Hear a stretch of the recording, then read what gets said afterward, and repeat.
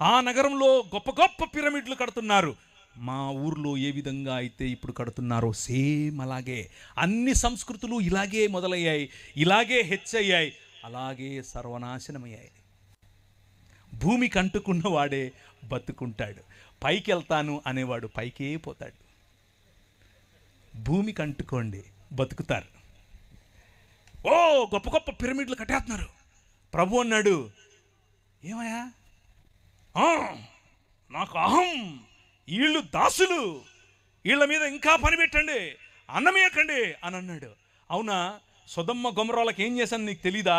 అదే చేస్తానన్నాడు 5 సార్లు. Let my people go. నువ్వు అలా చేయటానికి వీల్లేదు, నా ప్రజలను పంపించు. ఇశ్రాయేలు ప్రజలపైన నువ్వు అలా ప్రతాపం చూపించడం కరెక్ట్ కాదు, వాళ్ళపైన అంత శ్రమ మంచిది కాదు, పంపించు అని అంటే అన్నాడు. 5వ తర్వాత నేను పంపిస్తాను బాబోయ్ అంటే కూడా నీ హృదయాన్ని నువ్వు చూస్తావు. ఇప్పుడు నీ కొమ్ములు ఎలా ఇరుగుతాయో నువ్వు చూస్తావు, నీ నోటి పళ్ళు ఎలా రాలుతాయో నువ్వు చూస్తావు.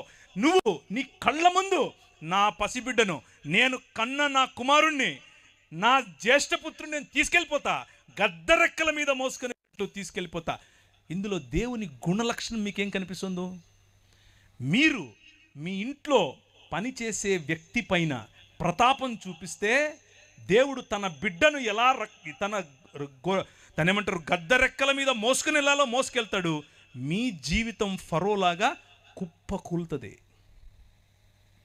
మీ పొలంలో పనిచేసేవాడి మీద మీరు చూపించే ఈ దాన్ని ఏమంటారు మేకపోతు గాంభీర్యం మీ బతుకును నాశనం చేస్తుంది. మీరు పనిచేసే చోట మీ సహ ఉద్యోగి పట్ల మీరు చూపించేటటువంటి అన్యాయం మీకు పట్టిన కొవ్వు కరిగిస్తుంది. మీ సహ దైవ దాసుల పట్ల మీకు లేని గౌరవం, మీ సంఘంలో మీరు దేవుడు మిమ్మల్ని నాయకులుగా చేశాడు కనుక, పాస్టర్లుగా చేశాడు, ఏమనుకోకుండా అన్న, నెక్స్ట్ టైం పిలవకపోయినా పనుల చెప్పేదే మీరు పాస్టర్లు అయినంత మాత్రాన సమాజంలో ఉన్న వారిని, సంఘంలోకి వచ్చే వారిని, వారి మీద అజమాయిషీ చేస్తే ఫరోకు పట్టిన గతే.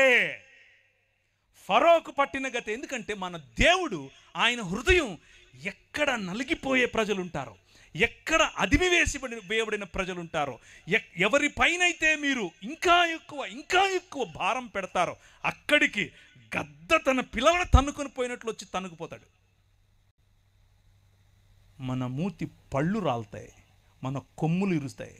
10 రకాలైన దేవీ దేవతలను చూసుకుని నువ్వు ఎచ్చుకుపోతున్నావు కదా, నీ ఎచ్చులు ఎలా ఇంచాలో నాకు తెలుసు అని చెప్పి 10 రకాలైనటువంటి తెగుళ్ళ ద్వారా వాడి నోరు మూశాడు. రాజ్య నిర్మాణం రా బయటికి అని అన్నాడు. ఎడారి గుండా తీసుకెళ్ళి సముద్రాన్ని దాటించి 40 సంవత్సరాలు వారి కొవ్వు, వారి మదం ఇరిచి అణిచి ఒక రాజ్యం కట్టాడు.